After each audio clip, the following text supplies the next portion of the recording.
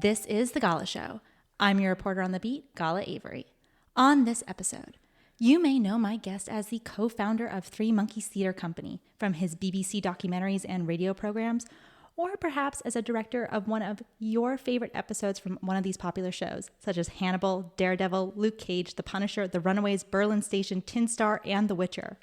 But here on the Gala Show, I know him as the man who made sure that the pilot episodes to my brother's favorite manga, One Piece, were faithfully adapted into a live-action version. Marc Jobst. Hi, Marc. Hey, nice to see you. It's nice to see you, too. I'm getting like big sister points today, to be honest. That's so cool. I know, I was so excited. So before we bring up the topic for today, I have a question for you. Actually, this question does come from my little brother, Ever, who is a lifelong fan of One Piece. You should have brought him. I know, I should have. So for those of you that don't know, because I talk about my brother a little bit, he's a huge fan of One Piece. He and I both grew up watching anime together. And he's actually been supporting One Piece weekly since 2006. He's been reading it every week. He reads it in 3 different ways, like the scans. Tough audience. He's a tough audience, but he loved the live action show. Amazing. So much. I was really nervous because when the Cowboy Bebop show came out, I knew people that loved Cowboy Bebop and they rejected it and repelled it. And so when One Piece came out, I was like, oh, I hope it's good. No, I hope my brother loves it. The thing is, One Piece means so much to so many different people, not just as a great show, but actually as, you know, something that's so many people came in and would say that it's seen them through some dark times. Yeah, I agree. I think my brother is one of those people that, like, it was no matter what was going on in his life, he always had One Piece. Yeah. And so when I told him that I was talking to you, I was like, I got to ask him if he has any questions. So he actually did have one.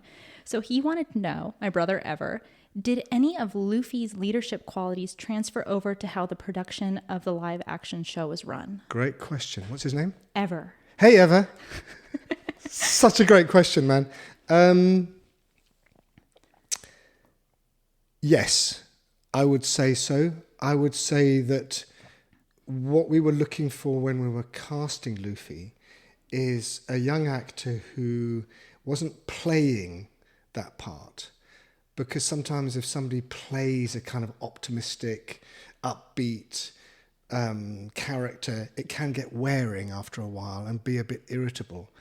And when we found Iñaki in Mexico to play the part, and he auditioned for the part, in his audition he did something off script that just made us all laugh straight away. And we thought, he's an interesting guy. So we brought him back and we did another session and I worked with him a little bit. When he came out to South Africa and we started working with him, his spirit, his heart permeated everybody in the crew. There's no doubt that he was number one on the call sheet. His way of being relaxed everybody, made everybody feel good, and there's no doubt that led a lot of the tone with which we were able to shoot the show. Now, as always, my guest gets to bring their topic to the mic. Marc, why don't you tell us what your topic is and why you decided to choose it? Well, I wanted to talk about passion projects because I think when somebody can really find a space to express their passion, you get an authenticity of work which is really unique and special. And you can do it in your own projects, you know, just the stuff that you work on your own, or you collaborate with kind of various people that you whose ideas you like. But I think you can actually do it also when you're working on more mainstream shows, you know, studio shows and all the rest of it. And it's something which I think is really important to remember, to bring yourself and your individuality into whatever it is that you're doing, because that's what makes a project unique. And to a degree, that's how I always go about choosing my projects. You know, there are plenty of scripts that you get sent, you read, you look at them, you think, yeah, they're great, I like it, but what can I bring as an individual to this show that nobody else could? Or is it a show where actually, you know, any director could come along and come in and do the show and do a brilliant job, but there's nothing particular that I, as my individual personality, can bring to it. So that's what you look for. And I think passion projects, there are some amazing passion projects that people have made that change the dial of filmmaking, change the lens with which you can look at subjects and people and characters and situations. And that's what really, really excites me. And we do these passion projects for our soul.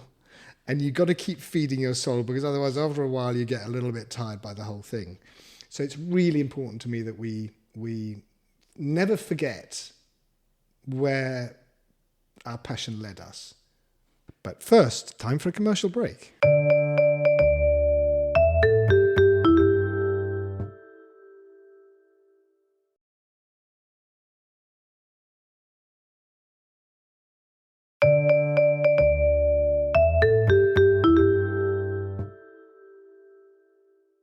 And we're back.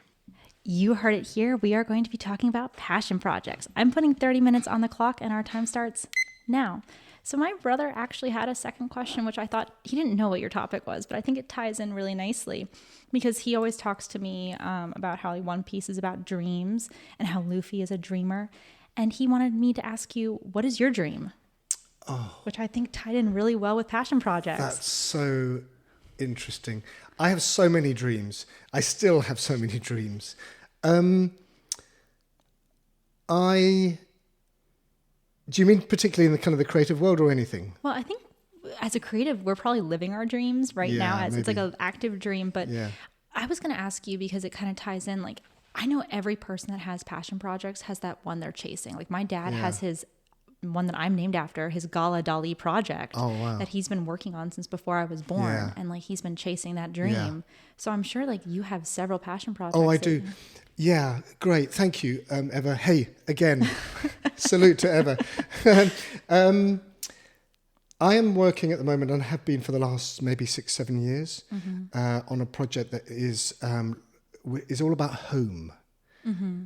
What is it that we have, that this longing for a sense of home, to come home, a place where we can just be ourselves and relax and breathe and express ourselves safely. And where is home? What is home? Who is home to us? And so I started working with some young people in the southwest of England, where I live in Bristol, who are going to a community centre. They've been ejected from their homes by their mums, their dads, by their mums and dads, by the family, or they've run away, or there's been some terrible family breakdown.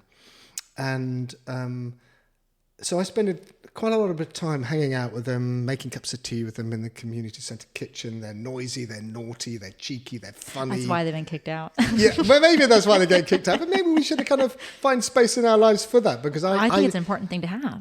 Yeah, it is, and sometimes life can kind of grind that down, and that in a way is the passion. Sometimes that energy, that life, that even when you're pushing against something, is the passion. And what we need to do in our world is channel that, find a way to not reject it or try and tame it, but actually go with it. And out of that comes the most extraordinary things. And so one day I was working with these kids. They're homeless. It's for an organisation called 1625 Independent People. They work with 16 to 25-year-olds. And anybody can come in through that door and they'll find a place and they'll find a home. That's so wonderful. It is so wonderful. And the people who work there are just the most amazing people, because they genuinely want these people to find the thing that will allow them to be themselves. I was making cups of tea with these kids, and next to me was sitting this young black boy, 17 years old, shy as they come, tall, skinny. And everybody else was being noisy and he was being really quiet, I noticed that on the back of his hand he had RIP tattooed. And it was really raw. It would look like it had been done that morning. So I said to him, would you mind telling me why you had that tattooed on the back of your hand? And he told me the story about how his best mate had been stabbed and killed 2 days before. Wow, that's so... Oh, God, and he's here dealing with it. Yeah, there he was dealing with it. And the way he dealt with it was this, RIP on the back of his hand. But here's the thing. He didn't tell me that story as I'm telling you the story now. Mm-hmm. He got up and he started to rap that story. Wow. And he rhymed the story. And then he got up and he started to move it. And it was like this shy boy just became a completely different person. And he started to dance the story of how his friend had been stabbed and killed. And I drove away that night thinking, isn't it interesting how we always turn the camera onto the knife crime in our business? The first thing we talk about is, what happened, how did it happen, The killer. why did it happen, the killer, all that kind of stuff. We know how to do that. It becomes a crime drama or a thriller or whatever it is, you know. But what about this boy in front of me dancing and rhyming the story of this? Why don't we ever see that on our screens? They also say, like the psychology of news, basically you're never supposed to say who the killer is or publicize the killer because it creates more crimes exactly like it. You're supposed to publicize who the victims are and their stories. And I think that just like in the film industry, our news cycle has also kind of swapped to like, let's make it really crazy. Like, let's focus like on these people who did these crazy things instead of like the personal stories of like who lost people. Yes, and it's a moment in their life. It's not the entire in the entirety of their lives. And so, you know, yes, there's a stabbing that takes place, but there's more to that person's life than just that incident. It will have changed their lives for sure. But what we don't do in our filmmaking and our narrative storytelling is tell the side to these people's lives that I was witnessing in this community centre in the kitchen. Loud, naughty, funny, you know, warm-hearted, full of life, full of lyricism. But when I said to them, what should I make a film about? They said, can you make a film about our lives that my mum and my grandma will go and see? Wow, because they want like a what shows them in their best light. Yeah. Or not necessarily just not necessarily just the best light, but the truth, but the maybe. nuance. Yeah, the way their mom nuance and grandma would know them. Yeah. So I put those things together and started to create this movie that uses beatbox and rap and rhyme and dance as a way of expressing their lives. That's so cool. It's like a musical, basically. It's kind of like a musical, but it's not like a West Side Story musical. It's a much more street musical. Yeah. And we're working with an organisation called Bird Gang, who are a really cool dance outfit who use movement to tell story. And then I'm working with Conrad Murray, who is the director of the Beatbox Academy in London, an extraordinary lyricist and director and artist in his own right. And then workshopping it with young people at the Bristol Old Vic Theatre Company and all those different places where we can really test the script out so the voices are authentic and coming from the young people. And have chemistry. And have chemistry. Yeah, absolutely. You've got to have chemistry for something like this. So the story revolves around this young 17-year-old boy, Noah, who's African-Caribbean background, lives in Birmingham. These are all based on true stories, by the way. Forced to fingerprint the handle of a knife that was used in a stabbing that he didn't do. Wow. But the guy who did the stabbing already had a record, so he'd he get took 20 the fall, years. So he took the fall. So he took the fall, and then he would increase his position within the gang. Move up in the gang. Yeah. But Noah didn't want to do that. He doesn't want a gang life. So the only way he can get away from it is to run away, and he runs away into Bristol, and he ends up on the streets in Bristol. Minnie is a 16-year-old girl who is used by her dad and stepmother as a cash cow. In other words, they say to social service she's got ADHD to get money. To get the money. She doesn't have ADHD. No. So she doesn't want to be held back by this label. So she runs away, and she runs away to her Nana Mary, who lives in a home, who she feels at home with. She's old, she doesn't have to prove herself anymore, and they just kind of, they hold hands, you know, the old hand Have a and the nice young life, hand. yeah. But she can't stay there, so she ends up on the streets of Bristol. And the narrator of the film, the person who leads us through this, who talks to the camera as a friend taking him through this life, is Fizzy. And Fizzy's 13 years old. His mum uses the apartment for paying guests at night time, men. So he has to leave the apartment. He ends up on the streets. He gets into the wrong people, and he rents himself out. Wow. True stories. All these are true stories. And they're heartbreaking. Yeah. Because it's children. But It's children. it's children, but here's the thing. In this film, Home, my passion project, they don't present with all that darkness, because that's not my experience of being with these people. I don't want to define them by that, by their backstories. By the one moment in their life. By the one moment in their life, absolutely right. They don't define themselves that way. They don't present to you in the kitchen with all this dark baggage in front of them and, oh, life's so terrible. They present with laughter and joy and fun and playfulness. So I don't want to define them by their difficulties, nor do I want to deny those difficulties. But you want to enjoy the energy of who they are and how they are. And Fizzy is it's a bit like an Artful Dodger. You know, the guys that I met like this, they are like that. They kind of push you away a little bit with their humor and their joy.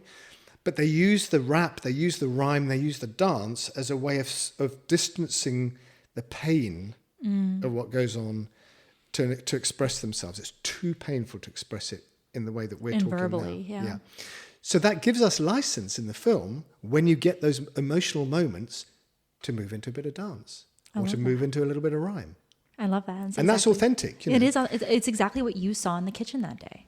Yes, and what I'm really trying to do is just play that truth and change the dial of storytelling of these young people, so that we capture them in a different kind of a way. We don't deny the difficulties of their lives, but we're not defining them by those difficulties.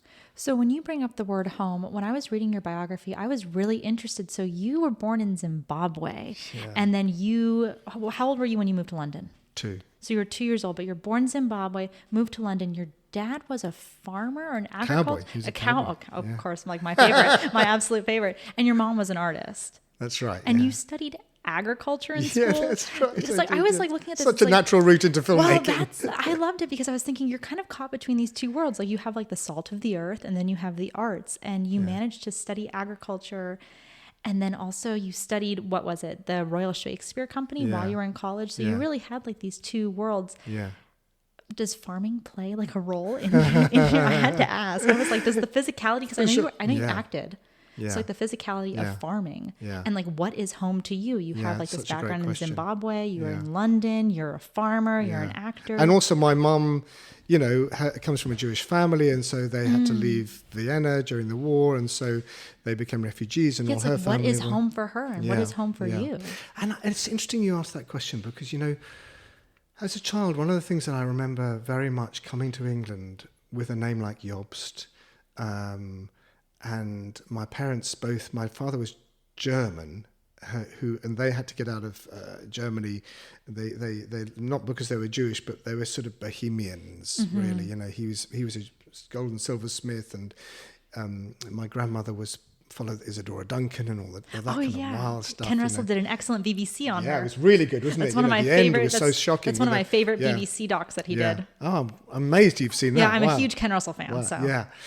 Well, so they had to get out of Germany, but my mum had to get out of Germany because she was Jewish and handed out. And, did they know each other before? No. They met in England, but I remember as a child that kind of sense of always that it's a subconscious thing, but always your bags had to be packed. You kind of always needed to know where your passport was and where your birth certificate. It's like, well, ready to go. You kind of have that same thing then, because like, what is home? Where is your heart? Maybe that's what's the thing that's, propelling this passion project.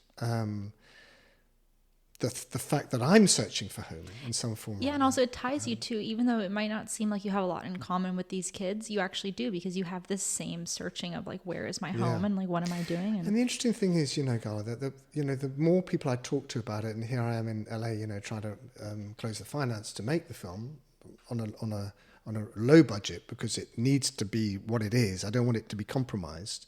There are so many people for whom this notion of what is home?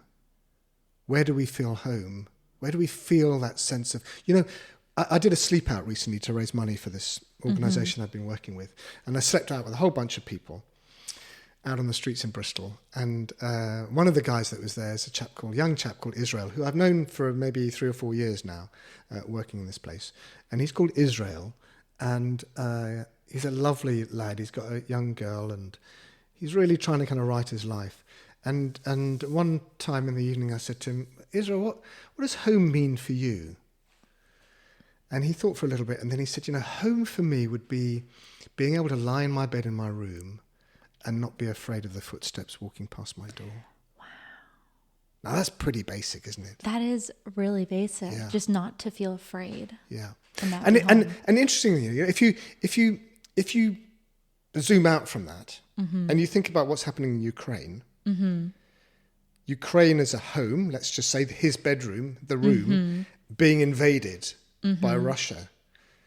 How do they feel? Do they feel safe? Anyone or who Israel has to flee, or Gaza? Anyone who has to flee or like be afraid that someone, even like on a global scale, like a country, or even on like a just home scale, like if there's strange men walking in and out of your mother's room. You're at always night. on edge slightly. You're always on edge. You always have your bags can't packed. Relax, you know. You can't. And one of my jobs as a director is, so especially like for something like One Piece, you know, where you've got a young cast, is to create a safe space. You're like the father of the crew. Yeah, and the cast. Yeah, and so the set becomes their home, and my job is to make sure that they can walk onto that set and feel completely safe, because if they don't, they'll be like Israel. They'll be tight. Yeah, they can't do their job. They can't do their job, so they'll restrain themselves. And the thing about Home, the movie, is it's very similar to One Piece in many ways. Mm-hmm. You know, One Piece, it's not a dark homework film. It's very joyful. It's very colourful. It's very energized. If you think about One Piece, Luffy's backstory, abandoned by his mum. It's very well, sad. he never knew. Yeah, it's it is. very You know, sad. He never knew his mum. He was abandoned by his dad. He was bullied by his grandfather. He's still optimistic and positive, just like Fizzy is. If you think about Nami, her backstory of the Kokoyashi village and the kind of the devastation and the death of Belmer and all of that, they all have dark stories, but they present in the world as different kinds of people. So that's the tone of Home. It's the same kind of thing. So you're not denying their situation, but you're not defining by them. When you are brought in to direct an episode of a TV series, or maybe something that's not exactly your passion project that you want to do, how do you inject your own passion into it to still make sure that it's a good project? I think you have to find your true north to that story, to that film, to that episode.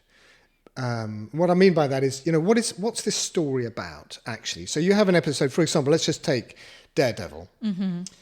Daredevil's the one that has that really amazing sequence in it, right? The stairwell sequence. That's right. So I had a friend when that first came out actually send it to me on YouTube. I don't know why. Really? I never had seen Daredevil. And he's like, look at this sequence. And I was like, that's so cool. Okay, yeah. And then when I saw it again, I was like, oh my God, that's the sequence from Daredevil. Wow, thank you. Yeah.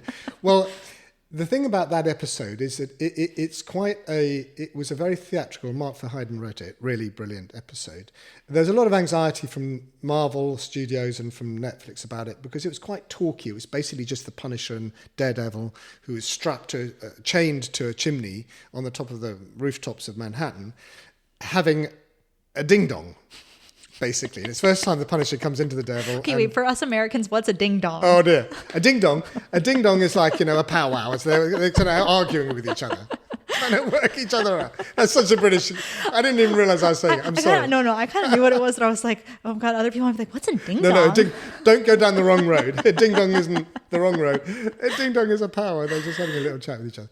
Anyway, becomes a big argument, and for me, I get, you know, I suppose because I come from theatre and so I'm very used to working with actors and, you know, in theatre you only have a wide shot. Mm-hmm. It's just, that's all there is. And there's no editing. And so your job as a director is to kind of help the audience make their close-ups, but more importantly than that, to absolutely know how to work with actors and to be able to draw a performance out and to help them find out what their character is and why they're there. The questions you always ask are, what's the story? What do you as a character want? And what are the obstacles in the way for you getting what you want? That's drama. Yeah. You know, and so all the time when you're working in theatre, all the time you're pushing that. You're saying to the actor, so what do you want now? What do you want out of this scene? Once you know what you want out of this scene, you have some real juice to work with, you know. So with that episode of Daredevil, let's say, you know, you ask your question about how do you bring yourself into it? Well, to me, my true north for that episode is Daredevil believes in redemption. The Punisher believes in revenge. Mm-hmm. So the true north of that whole episode is about which one wins out. Do we go with redemption, with a redemptive life, or do you go through a life of revenge? And that suddenly gives you a real driving idea to focus the whole episode around. With One Piece, for example, you know, the big question you ask all the time is, you know, why are we doing this in live action? There's a fantastic manga, there's a great anime. What can we bring in live action that adds to that rather than tries to replicate it? Mm-hmm. Well, what we add, obviously, is 3 dimensions, is the third dimension. It's 2 dimensionals as a manga, it's 2 dimensions as an anime, and as live action, we add the 3rd dimension, which is emotion and a backstory. So the big question is, what's the true north to One Piece? Because we've got this huge, great show that we're spending millions on. It's 8 hours of drama. How do we navigate our way around that so that we have some sense of focus and direction? Well, to me, my pitch was, and I don't know if this is Oda-san's view, but it's what I got from it, is that in 22 years of this thing having existed, they never find the treasure. They've never yet found the treasure. And that's because the treasure's not out there. The treasure's it's in inside. here. I love it. Some So- people might think it's corny, but that's just the truth. It's of kind it. of corny, but it's okay. It's okay to be corny. It's truthful too. I think also like in today's day and age, we are very cynical. Yeah. And I think that's why One Piece hits for a lot of people, because Yeah. it's okay to be corny. It's okay to have your dreams. It's okay to follow them. It's okay to forge ahead. I love it. It's just, And also the whole driver then becomes about Luffy wanting to find a family. So it's about found family, and he finds a family of people who enable him to fulfill his dream, and in the process he can enable them to fulfill their dreams. yeah. So that's about following your dreams. It's about believing in your friendships as family and being loyal to them. Yeah. So I felt like, I know it's corny, but hell, listen, we need to be telling stories right now. And I really, this is, talk about passion projects. I really passionately believe this. We need to be telling stories that the world is in a dark place at the moment. It's really tricky to navigate our way through this. We need, as storytellers, to tell stories that lead us to hope, lead us into, and now that's very easy to be kind of, cynical about that and say, yeah, but that's our job. I agree. It's such a huge privilege we have to have this space to tell stories, and how you look at life is something that we can influence in the ways that we tell stories, and that's why I wanted to do One Piece. One Piece was a bit of a passion project for me. Yeah, my brother said when he watched it, he could tell the people that made it really loved it and respected it. And he also said the way that the A stories and the B stories interweave with each other, he's like, yeah, you can just tell these people. Way to go, Eva. Yeah, he was just like, you can just tell, like, these Yeah. people love the show. And I was so relieved, honestly, when it came out, and I got it for him. I'm like, here. Well, here's One Piece. my Like, God. I'm so nervous for you to Oh, watch God, it. I And bet he was nervous too. He watched all of it in one sitting. Wow. Like, he literally just sat down. He like closed his door in his room, and then I started getting text messages like, "Oh my god, it's so good. Oh my god, we have to watch so it together." pleased. And it was so good. The because- stakes are high, huh? well, the stakes are high, but also like, so my dad did the adaptation for Silent Hill, and man, those fans are. Big. Yeah. They're big and they're scary. passionate, Like yeah. my dad was getting death threats from the Silent Hill script, to his email box. I was like, oh, okay, Really? Silent Hill's insane. But you've done like One Piece, and then also you worked on The Witcher. Yeah. And like you've worked on obviously like Daredevil, Yeah. Luke Cage, The Punisher. Like you've done so many kind of these adaptations. How do you deal with the fans of those? Do you have any interaction with them at all? Look, you're making it for the fans, and you want to please the fans, but what you can't do is try. You have to be authentic to you.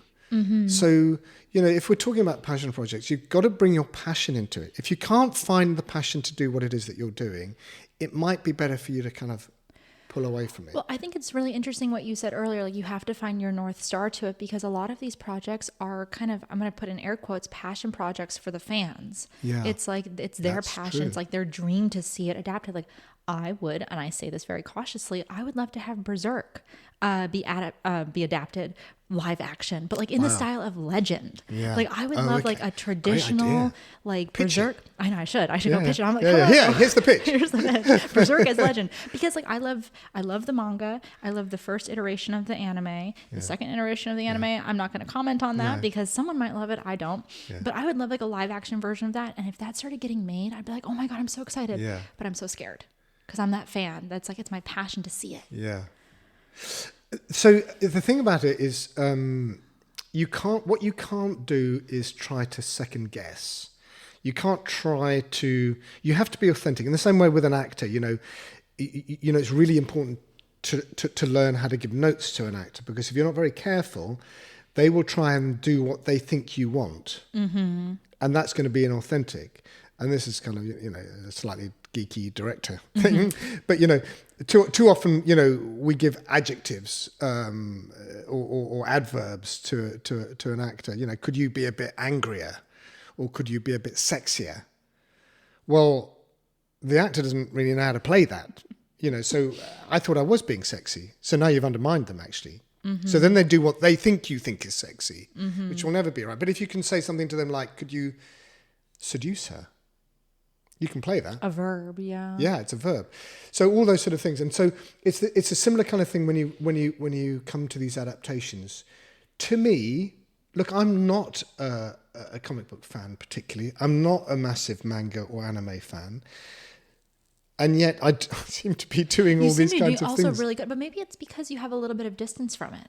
That you're not so Maybe. deeply involved in it that your heart isn't like 100%, because my dad always tells the story, and I'll tell you afterwards the full story if you want, but he said it on the Video Archives podcast before about Kubrick buying a gun from John Milius, and how John Milius sold him like this like really rare gun, and then he got a phone call from Kubrick, and Kubrick had taken apart the entire gun and then like swapped out all the handles and all the things and put it back together, and John Milius was like, oh my God, you ruined it. And Kubrick was like, no, I made it better. Wow. And that's how he went for an adaptation. And so it's like, yeah, you can't be married to the material when you adapt something. No, and on one occasion I had a short film at a film festival with Anthony Minghella, and he and I had lunch together, and I was asking him, it's about the time of the talented Mr. Ripley, and I talked to him about adaptation and how do you adapt a novel like The English Patient or The Talented Mr. Ripley. And he said, well, what you do is you read the book and then you digest it, and you write from the flavor that's left in your mouth. No, because manga is different than anime, is different than live action. Live is action. Different. Even movies are different than plays. Exactly. Everything's different. You've got to kind of somehow adapt it, and you've got to find your truth within it. And for me, my approach in these things, whether it's the Marvel Studios work or whether it's The Witcher or One Piece, is to always go with character. Mm-hmm. So when I came into The Witcher to bring it onto track, because it was not quite working, one of the first things I did was sit down with Henry to talk to him to say... I have such a crush on Henry Cavill. Yeah. Oh my God, I love you, and Henry. many I know many me others. and every woman that's listening right now. Yeah, well, he's a handsome boy. Yeah. And what a body. I love when he reloads his punches. Oh my God, he works so hard and he's extraordinary. But one of the first things that we did was to sit down together and sort of say, so who is this guy? You know, why is he so silent and so gruff? And what is it that makes him so closed, do you think? And we went back to, well, he was, abandoned by his parents. He's left, and then he was taken to Cairnmorn. And then, 8 out of 10 of those boys don't survive. They die. He was one of the 2 that survived. What does that do to a person? So you just come in at it with character, and then you start to kind of dimensionalize that part, and you take it away from the 2 dimensions that we see in the video games, and that starts to build a character that becomes somebody that the audience can relate to, because that's what we're trying to do all the time. I think you're really good at telling these superhero and video game stories because they're all about orphans who are honestly looking for their home. I think it's like that might be why you're really good at it. Interesting. I know connection. you're telling all these stories about you're orphans. You're telling me too much about myself in this interview. No, but honestly, you're telling all these stories about orphans, and so maybe these are the kinds of characters that you're drawn to. How long have you been working on Home for? I've been working on Home probably for 7 years now. Yeah. In between, going off and earning money and coming back and having a bit of time, put some money in the bank, get on back into it, And we're just at the stage now of we have a full script. It's very exciting. It's that's the next thing I want to do, and I want to shoot it on, on a very low budget, because it needs to be truthful to what it is. Are you going to shoot it like on location, like in the neighborhood in England? Yeah. What neighborhood is it that you're going to shoot? It's in Bristol. Bristol. It's a beautiful city. It's a very cinematic city, and there's areas which are very old and cobbled streets and arches and all that kind of stuff. And there's some very contemporary places. And what happens in the end of the story is the 3 of them meet, and they form a kind of friendship. But Noah's gang and want to come and get him from Bristol because they know that he knows who actually did the stabbing. Minnie's family, because when she left the house, she nicked a whole load of jewellery. Mm-hmm. They want the jewellery back. They meet in the centre of Bristol, the 2 of them. Minnie's father sees that she's with Noah, who's a black man. He says that's not going to happen. They start this big fight in the centre of Bristol, which isn't a fight, it's a dance. Oh, I can't wait to see this. This is exciting. And they slip away. Noah and Minnie slip away, and they end up under the arches of this kind of huge, big, motorway. And Noah says, well, maybe I've just got to go back home to where I come from. Maybe that's the card that my life has been dealt. Maybe that's just something I've got to come to terms with. And Minnie says, no way. Oh. She says no? Can I finish my yeah, story? Of course. She says, no way. We're going to make our own life. We're going to leave. We're going to create our own life.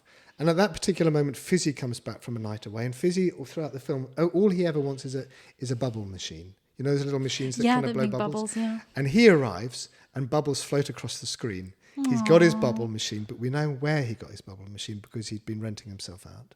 Aww. So it's a duality. Anyway, Minnie and Noah says to Fizzy, do you want to come? Let's be a family. We'll go away and we'll invent our own life. So he said, yeah, I'll come with you. So they all go off and they enter this place called the Bristol Suspension Bridge, which is the other side of Bristol Suspension Bridge is like another land. So symbolically, it's their new world.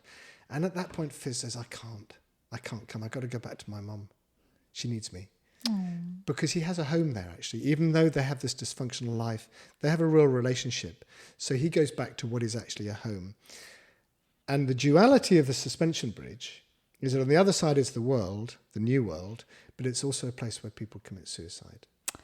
Oh, so you don't know. So we don't know. So what is their home? Yeah, what is their future? Wow, it makes you think. It really does. We've run out of time. I know. And that is all the time that we have for today. But Mark, is there any final thought that you'd like to leave the audience with?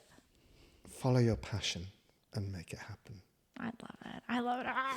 I'm so excited. I want to see home now. I want to see the big dance battle. So yeah, really. Yeah.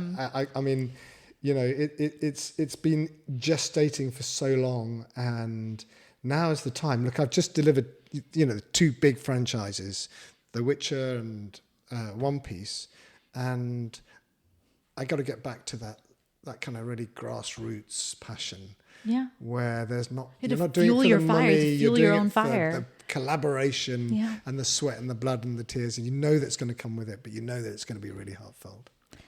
Thank you, Mark, for coming on the show. If you'd like to keep up with Mark, you can check him out on his website, marcjobst.com. That is MarcJobst.com. I'm Gala Avery, and this has been The Gala Show.